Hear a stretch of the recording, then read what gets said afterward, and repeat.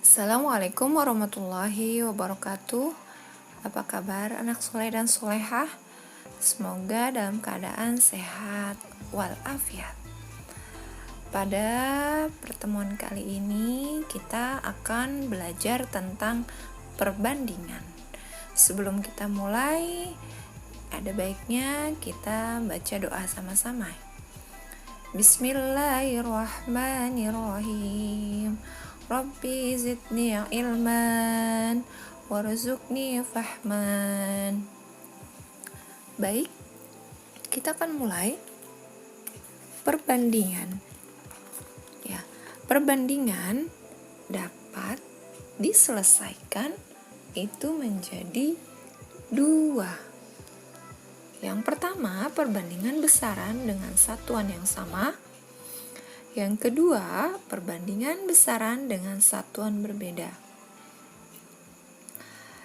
Yang pertama, besaran dengan satuan yang sama, caranya ada dua, berdasarkan selisih dan berdasarkan hasil bagi. Contoh, yang berdasarkan selisih, umur Danang 16 tahun dan umur Budi 12 tahun.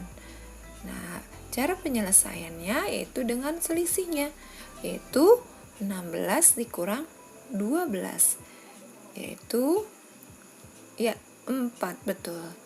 Jadi umur Danang 4 tahun lebih tua dari umur Budi. Berikutnya berdasarkan hasil bagi.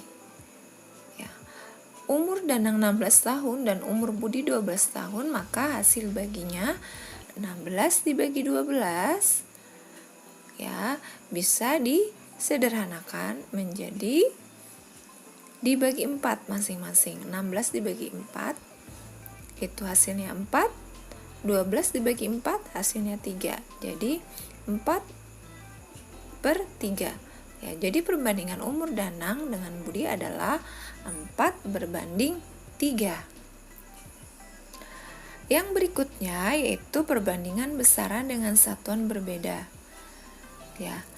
Perbandingan tersebut dalam kehidupan sehari-hari, contohnya seseorang mengendari sepeda dengan kecepatan 15 km per jam.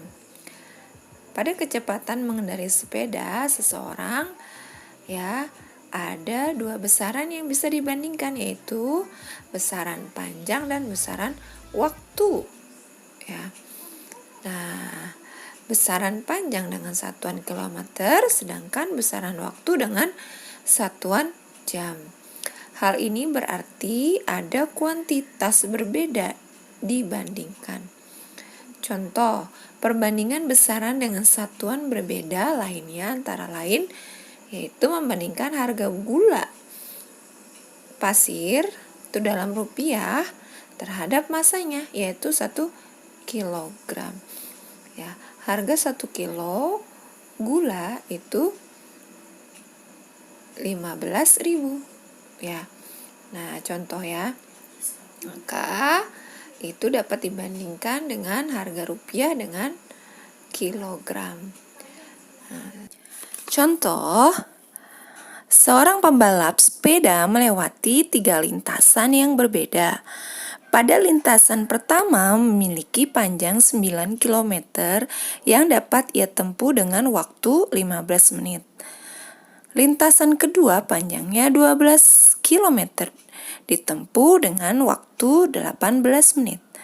Adapun lintasan ketiga panjangnya 5 km ditempuh dengan waktu 10 menit. Pada lintasan keberapa pembalap tersebut bersepeda dengan kecepatan terendah? Yaitu penyelesaiannya, kecepatan pertama yaitu 9 km per 15 menit.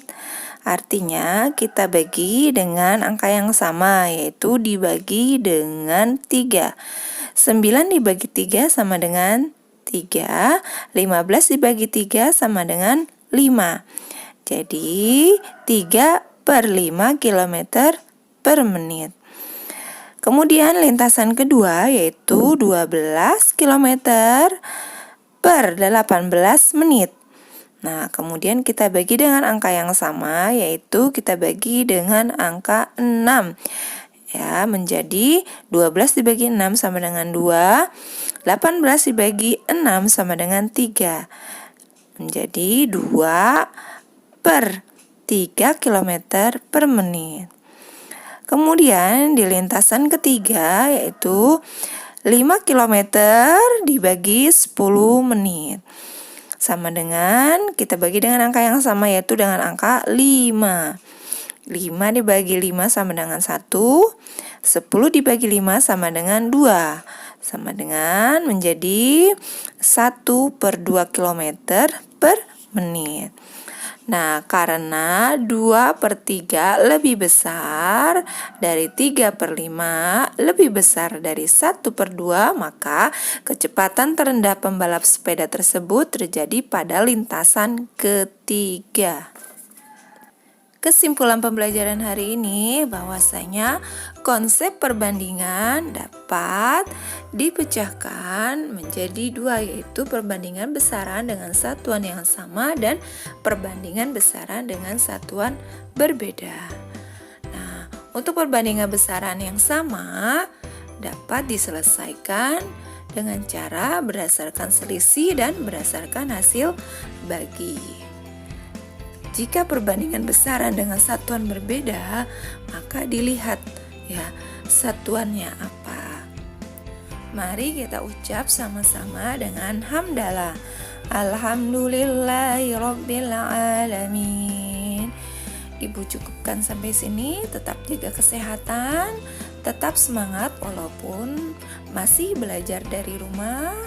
Billahi taufiq wal hidayah. Wassalamualaikum warahmatullahi wabarakatuh.